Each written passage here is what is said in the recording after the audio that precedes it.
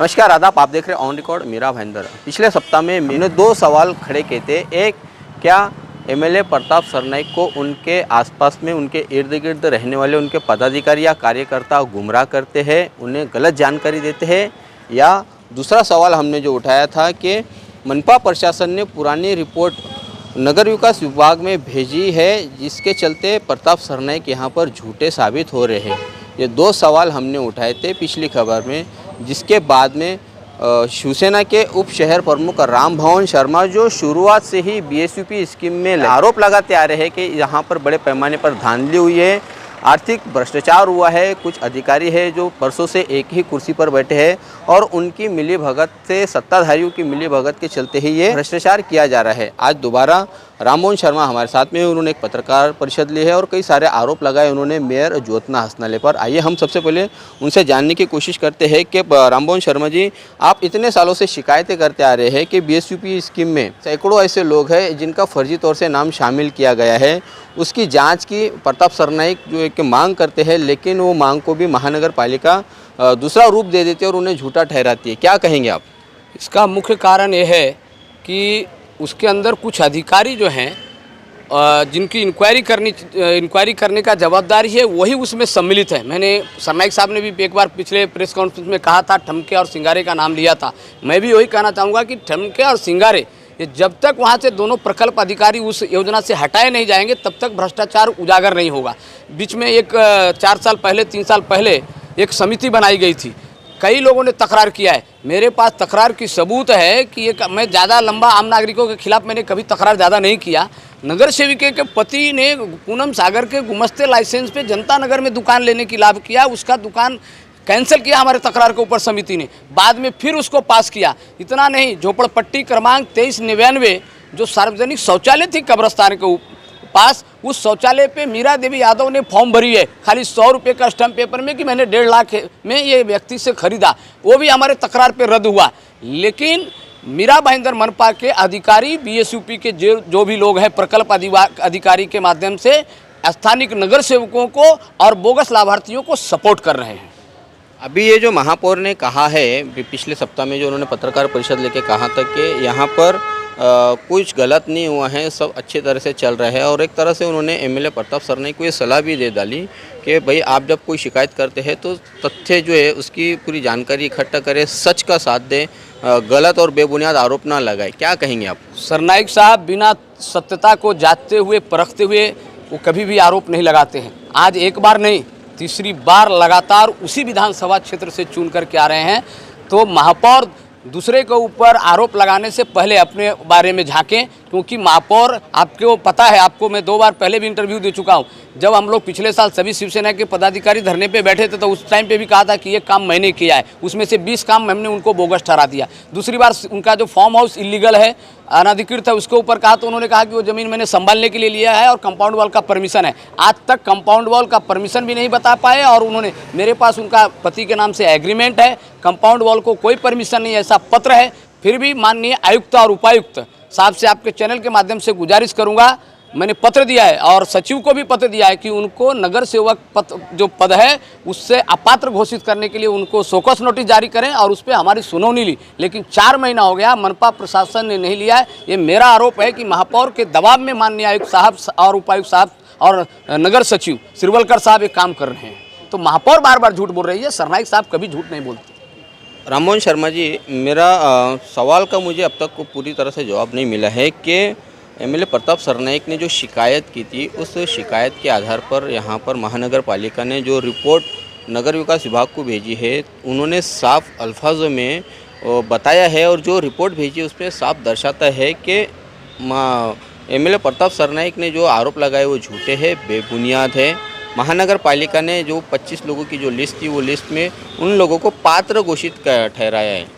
कहीं ना कहीं महानगर पालिका के चलते एमएलए प्रताप सरनाईक को यहाँ पर मुँह की खानी पड़ी, उन्हें पत्र देना पड़ा कि प्रक्रिया से स्थगन उठाओ, लेकिन पूरे मामले की जो जांच का उन्होंने जो मुद्दा उठाया तो जांच हो ही नहीं पाई।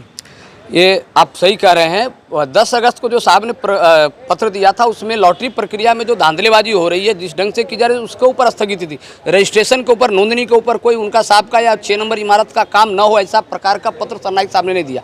वो 10 अगस्त को जो पत्र दिया था उसके आधार पर मनपा प्रशासन ने अहवाल भेजा था, उसके ऊपर से स्थगिति उठी है। जो वापस जो 25 तारीख को जो लेटर दिया सरनाईक साहब ने लिस्ट, उसके ऊपर मनपा प्रशासन ने न कोई अहवाल दिया है और न महाराष्ट्र शासन ने उसका पत्र का कोई आदेश जारी किया है। तो महापौर पिछले आधार पे जो बोल रही है वो सरासर झूठ बोल रही है। महापौर को, पढ़ी लिखी महापौर है, उनको अपने आप को समझना चाहिए कि वो कौन से डेट का पत्र है और किस पत्र के संदर्भ में वहाँ शासन का पत्र आया है।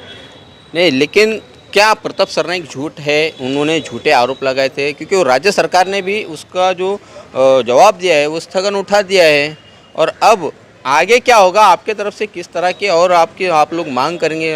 राज्य में आपकी सरकार है, पालक मंत्री आपका है, खासदार आपका है, एमएलए 2 आपके हैं, फिर भी आप लोगों को झूठा ठहराया जा रहा है मनपा प्रशासन द्वारा। आपको बता देना चाहूँगा कि सरनाईक साहब से 200-400 लोगों ने, नागरिक आकर के मिले, उनके कार्यालय पे एक छोटी सी सभा लगाई गई। उस समय आप भी मौजूद थे। नागरिकों ने विनती किया और नागरिकों के विनती के अनुसार पे सरनाईक साहब ने स्थगिति उठाव करके सरनाईक साहब ने पत्र दिया कि इसमें जो लिस्ट उन्होंने दिया इसकी चौकसी करते हुए बाकी के जो बोगस है उनको स्थगिति दो, बाकी का जो है स्थगिति उठा दी जाए, ऐसा सरनाईक साहब का पत्र है। लेकिन मुझे नहीं मालूम महाराष्ट्र शासन ने कैसे वो नए वाले पत्र के आधार पे नहीं, पुराने वाले पत्र के आधार पे और मनपा के अहवाल के अनुसार उन्होंने उत्तर दिया है। लेकिन सरनाईक साहब ने कभी भी एसयूपी लाभार्थी के अन्याय हो ऐसा कभी नहीं सोचा है। राममोहन शर्मा जी, आप बार बार मेयर ज्योत्ना हसनाले को ही टारगेट करते हैं, उन पर ही आप आरोप लगाते हैं। आपका और उनका कुछ वैयक्तिक कुछ मसला है, कोई परेशानी है? कोई व्यक्तिगत मसला नहीं है। मैं यही कहूँगा कि जब वो पहले महापौर नहीं थे, नगर सेवक पहले थे राष्ट्रवादी से, तभी उन्होंने विकास काम किया। इस बार 4 साल के अंदर उन्होंने विकास काम कभी किया ही नहीं। और एक महापौर की गरिमा के पद पे बैठे हुए दूसरे के ऊपर, आपको मालूम है जब हम गार्डन के आंदोलन पे बैठे थे तो हमारे ऊपर आरोप लगाए थे कि ये लोग जैसे कि सुपारी लेकर के बैठे हैं, तो न वो सुपारी आज तक के कभी दिखा पाए, क्योंकि मैं सुपारी खाता नहीं हूँ। और उनको मालूम है कि सुपारी कैसे खाई जाती है, उनको अच्छी तरह से मालूम है। सुपारी नहीं खाए होते तो आज इतनी बड़ी संपत्तियाँ महापौर के पास कहाँ से आती थी। तो दूसरे के ऊपर उंगली दिखाने से, 2 उंगली दिखाने से अपनी तरफ बाकी का 3 उंगली सामने आता है। मेरा व्यक्तिगत उनसे कोई विरोध नहीं है, लेकिन मैं वहाँ का एक नागरिक हूँ, वहाँ के वो नगर सेवक हैं, लोक प्रतिनिधि हैं। वो काम नहीं करेंगे, गलत करेंगे तो हम उसका हमेशा ही विरोध करेंगे। एक आखिरी सवाल का जवाब दीजिएगा राममोहन जी। अब जो स्थगन उठा लिया गया है, अब आपके तरफ से आप लोग क्या कोशिश करेंगे? क्या और जांच की मांग करेंगे या फिर ये मामले को यहीं पर अब ठंडे बस्ती में डाल दिया जाएगा? नहीं, जो बोगस है उसकी लड़ाई हमारा चालू रहेगा, लेकिन बोगस के आड़ में बाकी जो नागरिक हैं, जो निर्दोष हैं, उनको घर जल्दी से जल्दी मिले। 6 नंबर इमारत का रजिस्ट्रेशन का प्रक्रिया ताबड़तोड़ चालू करें। उसके बाद और जो बिल्डिंगें बन रही है, 7 नंबर का काम देखिए इतना धीमी गति से चल रही है, कम से कम महीने में एक स्लैब होना चाहिए। उसके बाद और जो 4 इमारतें का काम चल रहा है उसको तीव्र गति से काम होना चाहिए और उसके लिए केंद्र सरकार से फंड आना चाहिए, राज्य सरकार से फंड आना चाहिए। इसके लिए महापौर को कोशिश करना चाहिए। और क्या इनसे बड़ा कौन सा पद मिलेगा महापौर से ज़्यादा? लेकिन महापौर वहाँ पे अधिकारियों को दबाव बना करके बोगस लाभार्थियों को सपोर्ट करने का काम करेंगे तो शिवसेना है, शिवसेना कतई बर्दाश्त नहीं करेगा। और मैं एक शिवसेना का सिपाही हूँ, कार्यकर्ता हूँ, मैं बर्दाश्त नहीं करूँगा।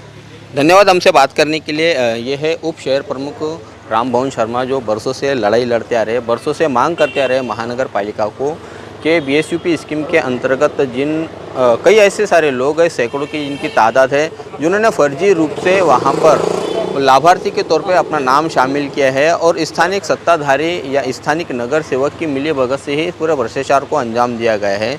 अब देखना है कि जिस तरह से आज राममोहन शर्मा ने अपनी बात रखी, अपना पक्ष रखा है, उसके चलते सत्ताधारी और मेयर ज्योत्ना हसनाले की तरफ से किस तरह की प्रतिक्रिया आती है। सवाल अब भी वही कायम है कि एमएलए प्रताप सरनाईक ने क्या अपने पदाधिकारियों द्वारा जो उन्हें जानकारी मिली थी, क्या वो जानकारी गलत थी और उस गलत जानकारी के बुनियाद पर ही उन्होंने राज्य सरकार से पूरे मामले पर स्थगन की मांग की थी। एक ये सवाल था और दूसरा सवाल, क्या मनपा प्रशासन के अधिकारियों ने मिलकर एमएलए प्रताप सरनाईक को झूठा ठहराया है? ये 2 सवाल अभी यहाँ पर कायम ही दिखाई दे रहे हैं। और सबसे तीसरी बड़ी बात आज ये है कि रामभवन शर्मा आज मीरा भाईंदर महानगर पालिका पत्रकार परिषद लेने वाले थे, लेकिन उन्हें प्रशासनिक रूप से पत्रकार परिषद लेने से मना कर दिया गया है।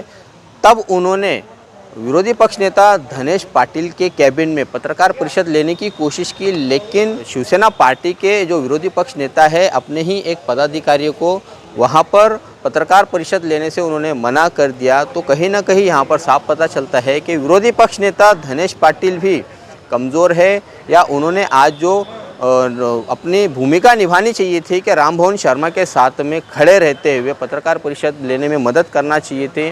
प्रशासन से उन्हें लड़ना चाहिए था कि अन्य लोगों को कभी रोका नहीं जाता है, लेकिन रामभवन शर्मा को रोका गया।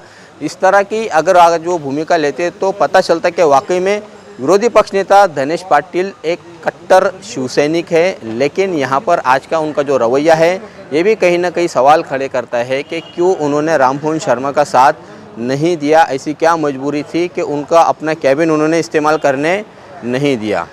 इस पूरे मामले में हमारी नज़र बने रहेगी। जो भी नई जानकारी या नया कोई अपडेट आएगा हम आप तक ज़रूर पहुंचाएंगे। तब तक आप हमारे साथ बने रहे। कैमरामैन आरिफ कुरैशी और साबिर शेख के साथ ऑन रिकॉर्ड मीरा भाईंदर। धन्यवाद।